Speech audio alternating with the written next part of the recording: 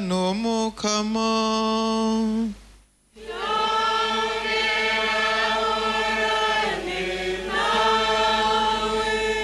Ivyo dusoma mu nkuru nziza Yesu Kristo ko twashikirijwe na Luka mweranda.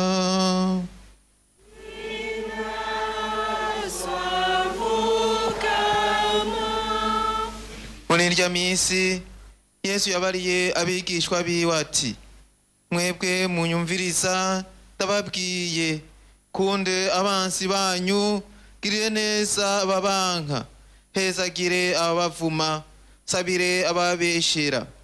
Hagize ugukubita kwitama rimwe, tega kandi irindi.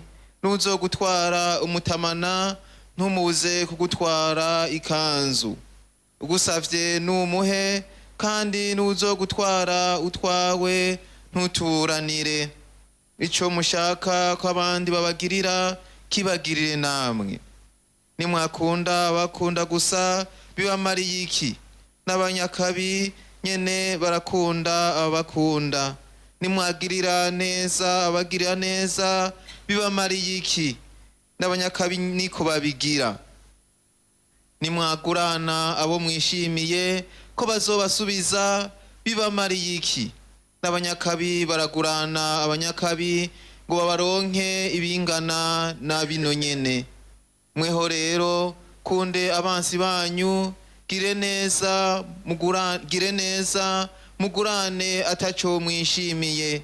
Impera yanyu izoba nini, kandi mube abana b'uwo mwijuru, kuko agirira neza intashima n'ababi. Nimube abanyakigongwe nk'uko so wanyu ari mwijuru ari umunyakigongwe. Nimucire abandi rubi, niho so wanyu ari mwijuru, niho mutazorucirwa. Nimucire igihano abandi, niho batazokibacira. Rekurire abandi, niho muzorekurirwa.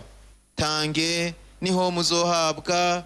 Bazobasubiza ingero nyayo, yuzuye, itsindagiye, kandi isesekaye. Ingero mugeresha, niyo namwe muzogererwako. Dushemeze ijambo ry'Imana.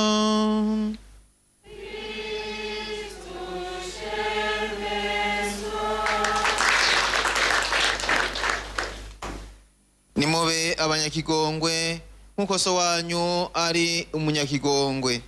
Bavukanye nkuko twatanguye nkuko yamisa tubivuga, kuvejo umukama abantu yatubwira ivyo dufasha kugira ngo dushikire uhigwe nyakuri, haba ngahano kwisi hamwe no mwijuru. Ivyo rero tubizirikana neza, tubanje kuzirikana ico umuntu ari, kugira dutegere gituma umuntu yokunda umwansi wiwe, agirira neza umwanka. Nuko tubanza gutegera iyo umuntu yavuye n'iyari, n'igituma rero ivyo yobikora. Ubwa mbere, imbere yuko umuntu acumura, yari yaremewe akanyamuneza, ubuhigwe mbere nibwo yararimwo. Amaze gucumura yaciye aja kure y'Imana, asa n'umwasi wayo, aho umwasi w'Imana. Mbere inema Imana yari yamuhaye, ivyiza vyose yari yamutatse, agwa mu minwe ya shetani, irabimwambura vyose, asigara ari umukene, ataco yiha, mbere atana kimwe yoshobora kwifasha. Amera nka wa wundi wo mu mugani Yesu Kristo yaducira, umunyasamariya w'ikigongwe yaguye mu bambuzi, bakamwiba vyose, bakamusiga ari kiruruma. Nawe nyene niko abasigaye ameze iyo umuntu yacumuye. Muri ico gihe rero abakeneye yuko aronka umugarukirako. Iyo Mana rero nayo yaciye igaruka iramubaza ngo, mbega Adamu wagiye hehe? Si umuntu yagiye kuyihamagara ngo ingurabe ivyo ndimwo. Iyo Mana niyo yamanutse kubera urukundo imufitiye, iraza rwa rukundo yari yikuyemwo, irarumusubiza atana kimwe atanze, maze imworosa urukundo rwiwe. Mbere iciranamwemerera yuko izomucungura, ikamukura muri ako kabi. Ivyo vyose nta na kimwe yari yatanze kugira ngo Imana ibimwemerere. Mbere igira ko iramusubiza na za nema zose yari yabuze, mu gihe yemeye kuvavanura nicyo gicumuro, yemeye kuva muri ako kabi. Givyo rero aho umuntu ari, aho umuntu yarari, iyo acumuye amera uko nyene, ivyiza vyose umukama yari yamuhaye aravyiyambura, gutyo akagwa mu minwe ya shetani, abakeneye uhamukura. N'umwasi wacu rero twiyumvira ko ari umwasi wacu, abari kure yacu. None twebwe ko twari twabaye abansi b'Imana, ikaduha urukundo ataco tuyisavye, ataco dutanze, ikaba ariyo nyene itangura kuza. Niko natwe nyene duhamagariwe kumva yuko twiyumvira ko ari umwasi wacu, ari kure yacu, kumushira urwo rukundo, atiri waraza kutubwira ngo ngirira ikigongwe, kugenda nk'uko Yesu Kristo yavuye mu ijuru kugira ngo adukize, akemera kwicisha bugufi, akamanuka kugira ngo atuduze. Niko natwe uwaducumuye ko twiyumvira ko ari umwasi wacu, atari warinda kuza kutubwira ngo bame ngo ndaje ngo nacumuye gusa, ariko wewe umugirira impuhwe nkuko Imana yatugiriye impuhwe, ikabona yuko atariyo yimanukiye tutoshobora kuyikurayo, niko nawe umugiriye impuhwe. Kumbure ko arashoboye gutiya ati urya muntu ivyo namukoreye sinomutweruka mu maso, ariko wewe nyene natwe tugende tumubwire uti humura, humura. Kumwe Yesu Kristo yabwira abatumwa biwe bagize ubwoba, nawe tubabwira ati humura, ndagukunda, ingo ndacagukunda, ntugire ubwoba, ndakugiriye ikigongwe. Ngicyo rero duhamagariwe kugira ikigongwe abatugiriye nabi. Natwebwe tuzirikane ivyo twaronse, twabironse kubw'ubuntu bw'Imana. Iyo Mana ifise ikigongwe, iyo Mana munyakigongwe, niyo yabiduhaye, niyo yatugere kuri ico gicumuro cacu. None natwe turekurira abandi.